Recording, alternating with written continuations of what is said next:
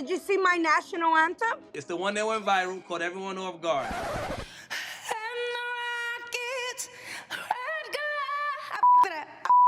Can I go back? Can I go back, please? I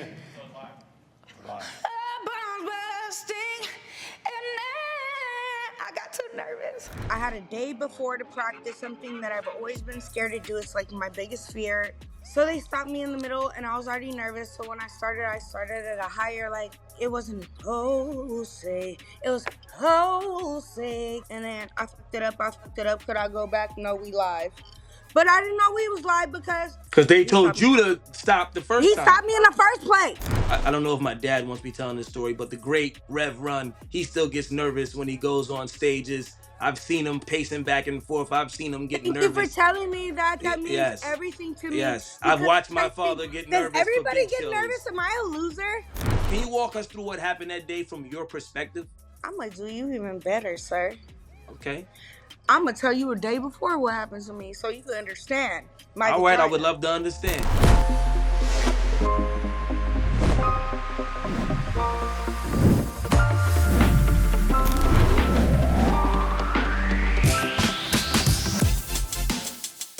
What's up, everybody? It's your guy, JoJo Simmons, and welcome to the For Good podcast, where we focus on the good, never the bad, where we're measured by what we do, not what we have. Today, I'm sitting down with Lumis, an artist, performer, and creative force who's built a career with heart, hustle, and a willingness to be fully herself. Whether it's on stage or online, she shows up with honesty and originality. And like many of us, she's had to navigate what it means to keep going when things don't go as planned. As someone who grew up in the public eye, I know what it's like to have your missteps put on display. But I also know that those moments don't define us. This episode is about the courage to keep showing up, to learn in real time, and to reclaim your own story. Let's get into it, guys. Lumis, thank you for coming on the For Good podcast. I appreciate you more than you know. I know it's hard to come on these, interviews and talk about all the things that people probably want to speak to you about, but I think it's very inspirational for you to come here and be vulnerable. So I appreciate you, Lumis. Thank you for having me. All right, let's jump into it. So for people just meeting you for the first time, who is Lumis and how do you describe what you do? Loomis is my last name, and they call me that because I was in boot camp because I was a little bit of a lonely troublemaker when I was little. And what Lumis does is she brings soul, velvetiness, and energy and vibes to everywhere that she go. And when I say she, I'm talking about me. And I've been through a lot of things, and God gave me the voice and the look and the story to be able to help people. So that's mainly what it is. I love that. You're a multi-hyphenate singer, performer, creator. How did you first start performing and putting yourself out there? Like, when did it all start for you?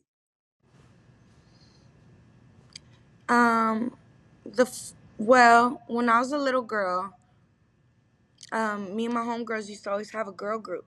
And so I grew up just singing with my friends, and then my friends would tell people about me, and then little by little, I just started working with people, and people just started telling me about my voice and this, and that, and the third. But then I got in a really abusive relationship when I was 16, and all the way to a later age. I ain't gonna say because girl never tell her age. It was a lot of years, and I didn't get to do all the things I wanted to do.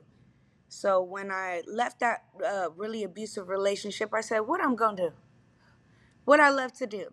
I love to sing. Who do I like? I hit up everybody I loved, and they hit me back. I couldn't believe it.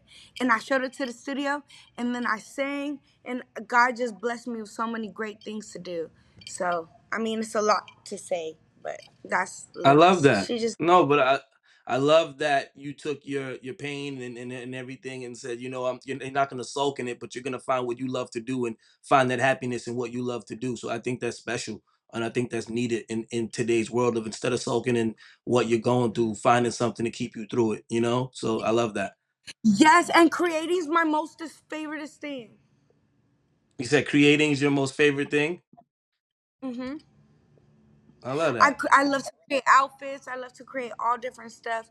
Creating nothing's funner than that. Going to no club, going to no movie, no nothing's funner than putting a second verse on a song and then doing the ad libs. Yeah, I agree. I think nothing is greater than creating. That's why, even with this podcast and the production company that I co-founded, 3 is 4, where we're just a creative studio. I think there's nothing greater than being a creative, and there's nothing greater than waking up every morning and wanting to create. I mean, it's the most special feeling in the world to me. So performing for you, it takes a lot of vulnerability. Have you always felt comfortable being seen, or was that something you had to grow into over time? JoJo, I've never grown into it even today. Every time I Wow. go on stage before I go on, I'm so nervous. But guess what? When I get up there, guess what?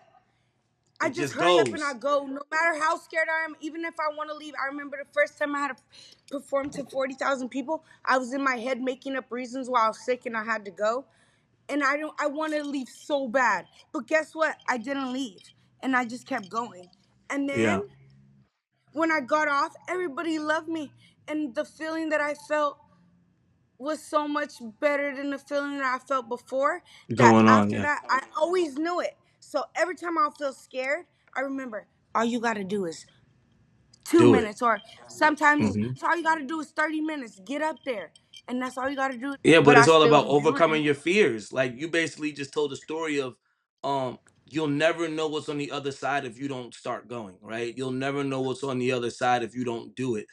And the feeling for you is dope. It's like, yeah, before I get on, I'm nervous, but when I come off, I'm confident, I'm empowered, right? So that's the best part about it. You know what's gonna I'm be on so the other sweaty, side. and everybody run up to me and they give me a hug, and everybody want to take a picture, whatever. But before that, they don't even know.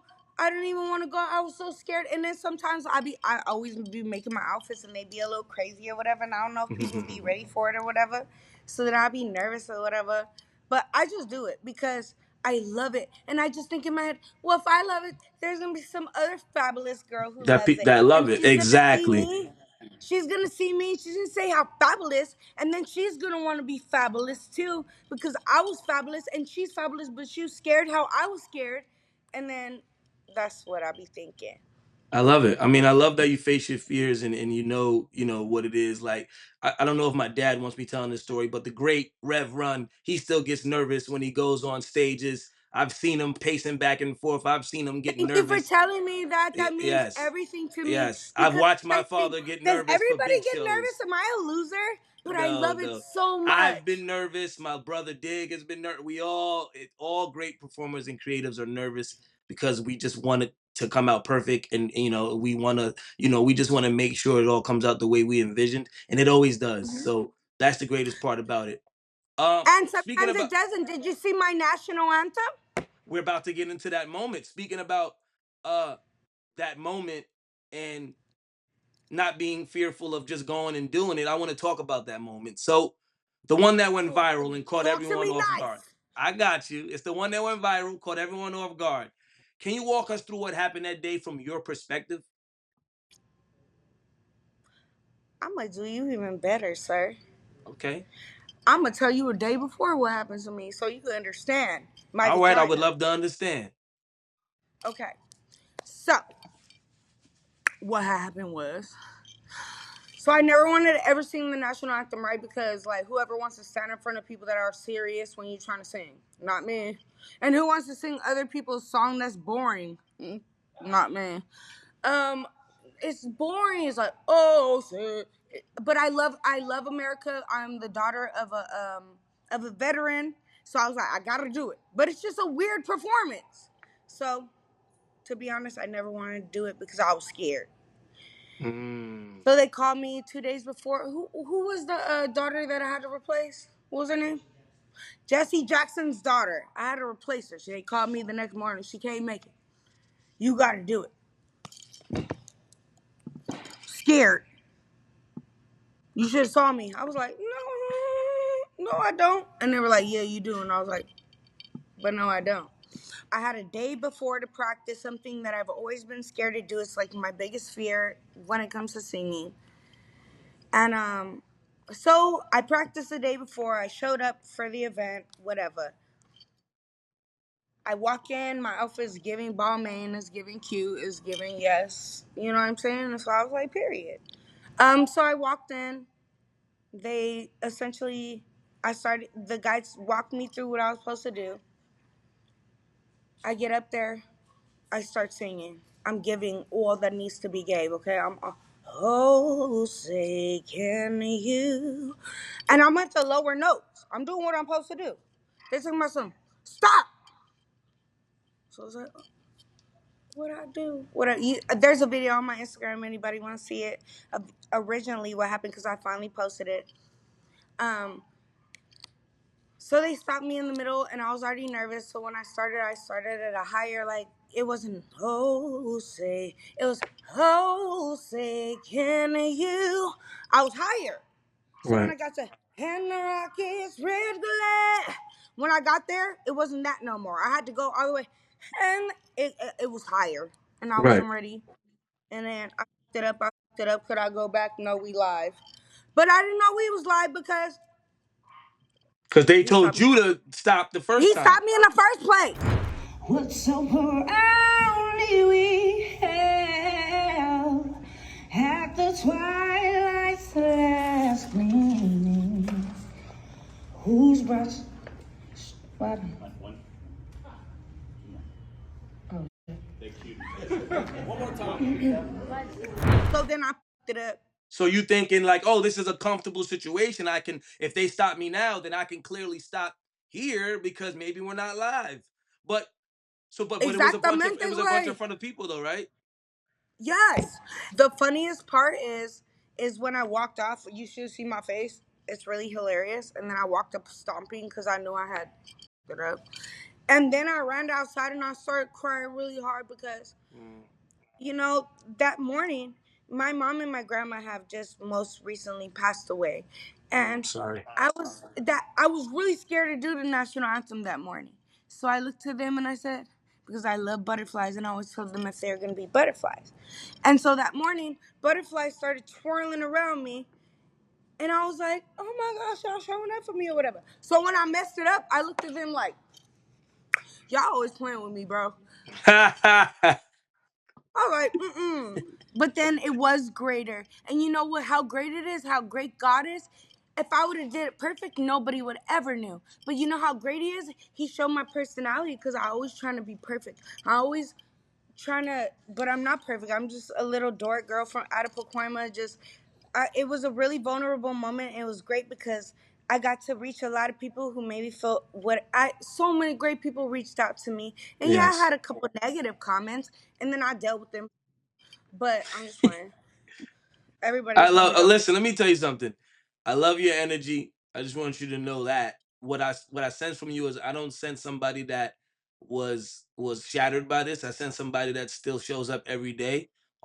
No matter how you feel on the inside, you're always gonna. It looks like to me on the outside, you're always gonna show confidence, and you're always gonna show that like, yeah, I messed up, but that won't define you. So I love that. And as I speak about that, when something like that happens in the public, right?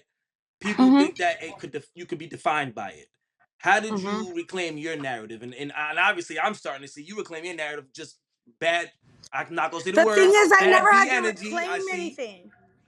huh? I always made my outfits, and I always show up, and I don't have to worry about that. God is so great that I didn't so Rasby called me. And I don't know Mm-hmm. if anybody knows who's Rasby. Of course you do. B2K If you Raz don't, B. Yeah, yeah. exactly. Okay, come I on. love him. I love you, Rasby. I love you, brother. So he called me. He was like, "You know you're going viral, right?" I was like, "No." I was so embarrassed. I didn't even know what to do. And then everybody's writing me weird stuff, and then TMZ was trying to catch me, and then I drank two soju's because I was scared of my interview, and then I was a little faded, but don't judge me. But it was just so much fun, and I didn't care because it was fun.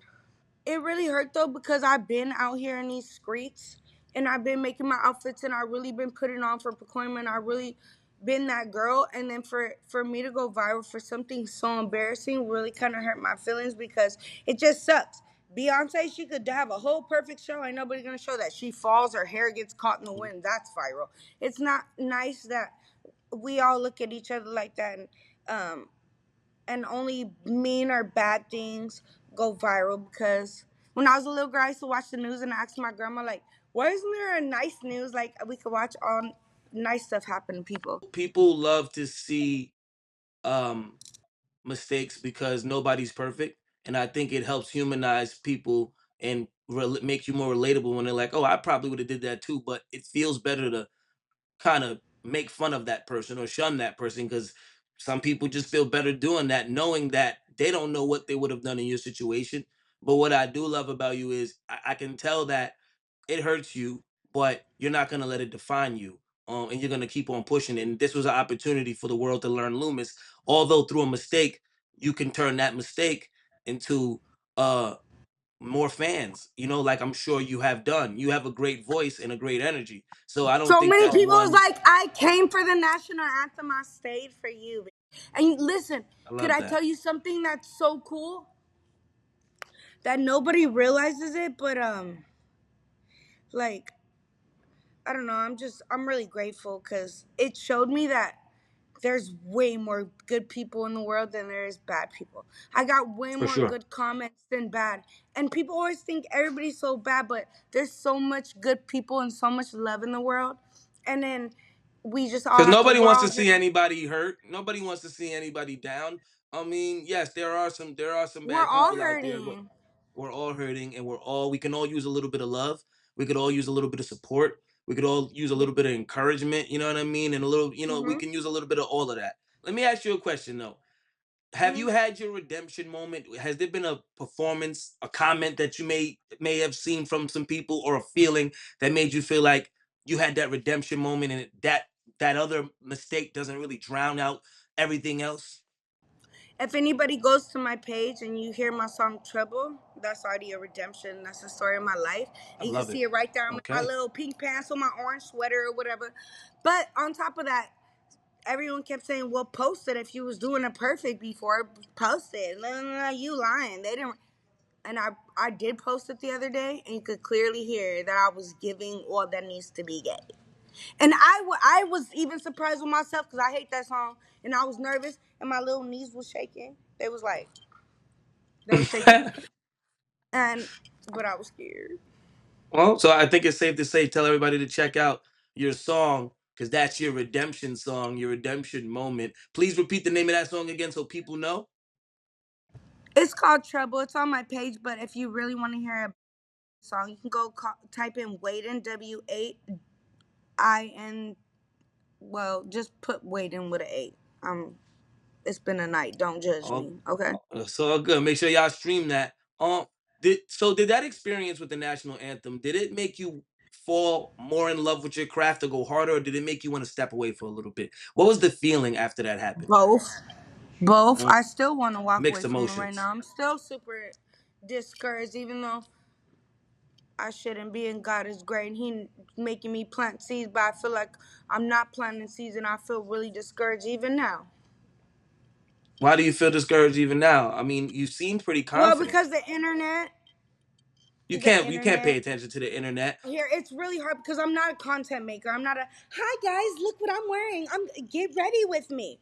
When I'm having fun, I don't even think to record myself. I just think about having fun or doing fun stuff. And can I tell you a secret? God has blessed me. When I was a little girl, I had nothing. Do you understand? I used to have to beg for little tickets in the second period homeroom. Are you going to use your breakfast ticket? Are you going to use your breakfast ticket? I didn't even have tickets. I used to come to my friend's house, and I used to look at how beautiful their house was, and I didn't even have a mom. You made me cry. I used to I don't want you to cry, but I but I appreciate your used to look at vulnerability. no, because I used to look at come in and say, I wish that my house was this nice. I wish my mom treated me like that. You think I want to post online? Look what I have. Look, I don't want to make anybody ever feel bad, like trying to Mm. show off or like anything like that. Like that's a messed up thing to feel. So that's So why you feel like you can't be a content creator because you don't want to show people. Yeah, you don't want to make it seem like you're I'm rubbing it not a show in. off. Right, right. You were telling me how you still have moments where you want to walk away because the internet and people and things like that. And to tell you from my experience, I've been pretty well known my whole life. I made a lot of public mistakes. and the internet used to do the same thing to me. It used to make me feel like they controlled everything. It used to make me feel like I couldn't take back my narrative. It used to make me feel like, it used to just make me be feel super discouraged. Sometimes the words that people say almost feel super real to you. And like it's you, but it's not you. And I want to tell you that as advice, me being in the spotlight a long time. You can't listen to people that don't know you. Nope, none of these people on the internet know you.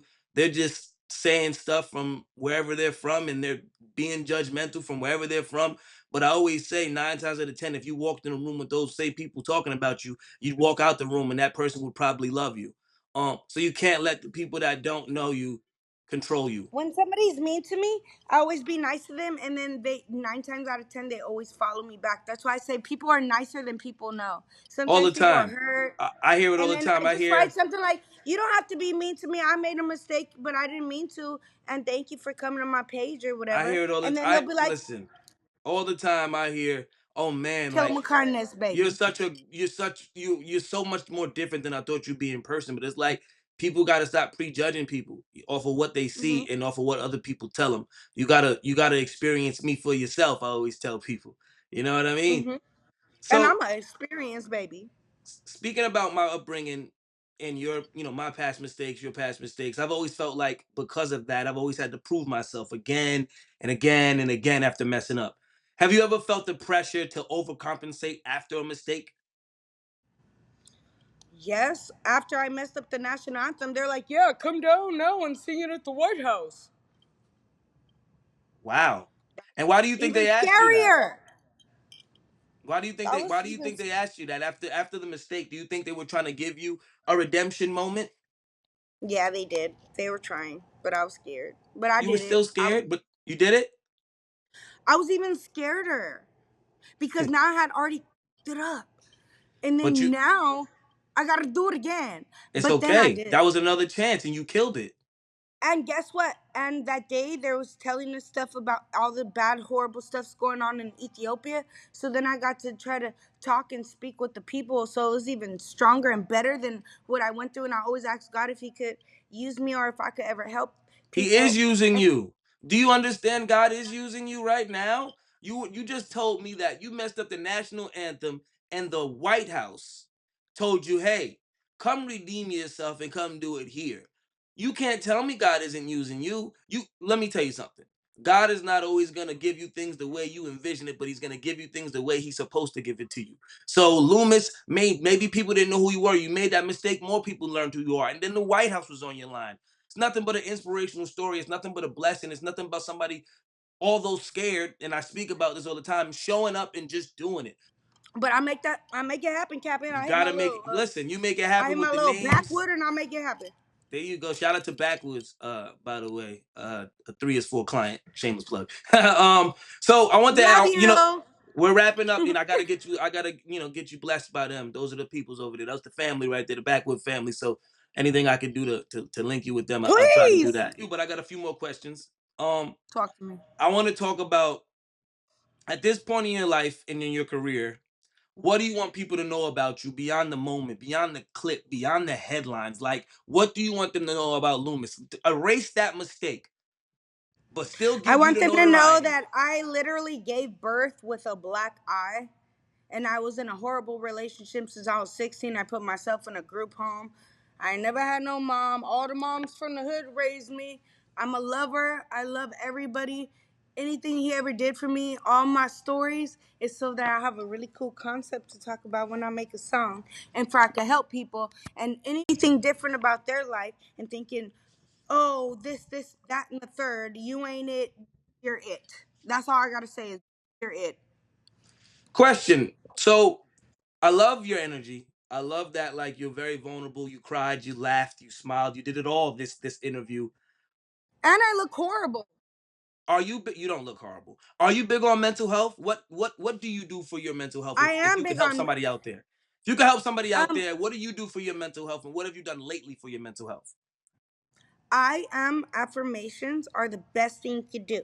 Before I go to sleep, Love it. I listen to I am affirmations, or whenever you feel really, really, really upset and you can't take anything going on around you, you don't have to close your eyes. I want you to breathe in 5, hold 5, breathe out 5, and hold 5, and just keep doing that till you feel better, because it's all gonna pass. And guess what? Us as humans, we can only feel things for like 15 minutes. Anything else is we respiraled and went back around. I love that. Let your little That was 15 good. minutes happen. I love how blunt you are. Love So your 15 minutes and love God, because He loves you, and I promise He does. And that's uh, what I gotta say. is there are there any books, movies, music that you've been inspired by lately that you may want to share with everybody? I will tell Anything you you've what been my favorite reading, shows watching, are, but I listening don't to? know if they. Oh, inspiring. Let me see. One thing I was inspiring, I was weird, is because I love sharks, and I was watching the Shark Whisperer, but that's besides the point. That was a really good one, but it was inspiring, okay. I But um, the most inspiring thing I've ever seen for a girl like me, or any girl that might be going through what I'm going through or went through, is the Tina Turner story. Mm. Go watch you some Angela Bassett. I I love promise you. that movie. When she went to the front and she said, What's "I don't love got got to no do with money." it is the name of the movie. What's love got to do? What's love got to do? Got to do with That's my it. movie. I do like that movie. I grew up watching that movie. Shout out to Angela Bassett, Lawrence Hmm. Fishburne, everybody that killed their The way roles in Tina that part. Turner came out to teach her how to play her, that's history. There ain't been history since that, since Charlie Murphy. It's safe to say you're inspired by the legends in the musical legends at that. So as we wrap this up, can you let us know about any new projects or anything you have coming up, anything upcoming that you can let the fans know, my people know? What has Loomis got coming up? What new songs? What new videos? What do you have cooking? Sheesh. Well, um, I have a bunch of stuff. And I want to put out my album, but I've been trying to like work on that. But I have a lot of great songs coming out. I have a song coming out called Queen. I have many songs coming out. I have songs from before. I'm working. Just watch me work. How about that? Cook up. Well, give us your Instagram, your Facebook, your anything you that people can find you on. Can you drop that right here for Look for me, LOMIS. Official Lumis on Instagram. Don't forget the two O's. It ain't no U. them? And I'm on all the platforms. But my song Waiting is beautiful. It's WATING. It's waiting. No. You gonna love it, I promise you. It's R&B for baddies. They don't make R&B like that no more, I promise you. I'm gonna check it And out. I'm big on R&B, Loomis, so I'm gonna check out you Waiting. should. And my song Cereal. I made Mhm. that little cereal bra that you see in there. Thank you, Loomis. I really do truly love your energy. I mean, when your name came across my desk and I saw your story, I was like, I hope she's not down about it. I hope she comes in super confident. And you are super confident. It seems like your story is an inspiring one. You came from not much. From what I hear, you didn't come from much love, but it looks like you have nothing but love to give people. So I just wanted to let you know that's commendable when you don't come from much love and you don't come from much, but you're willing to give it all right back into the people. So that's why you're blessed, Loomis. No matter your mistake, it doesn't define you. What defines you is what you wake up and do every day. And what you wake up and do every day is, like you said, be a bad bee. I won't say the word, but You one of God's favorites, I could tell, because I'm not even with you, and I never got to meet you in person. And you still feel my energy, and I could feel your energy, and I was able to be this way with you. So anybody watching, just know JoJo is really thank you. he's him. I'm just saying, sorry. I love that. You're Thank you really so much. thank you for being so sweet to me, and they're making me show you this. Okay. Oh, it's a big labubu. I need. Where'd you get that big one? Because my daughter will be upset if I don't. Oh, it's a mask. Oh, interesting. Oh yes, that's my company. It's called um Labubu Live Events. So if anybody ever wants to book and have a Labubu come, and I have also some Labubus if your daughter wants one. But Thank you. I'll have my mhm. team get in touch to get some Labubus for my daughter. She definitely wants one. Thank you, Loomis, for coming on once again. You've been a pleasure to interview. You're a great person. I know that mistake means nothing. I know that this people will watch this interview and be inspired by your story and understand that even if in fear, you must go and do it, show up and see what happens. Appreciate everybody. It's your guy JoJo Simmons, your girl Loomis, the For Good podcast, where we focus on the good, never the bad, where we're measured by what we do, not what we have. Signing out. Peace. See you next time.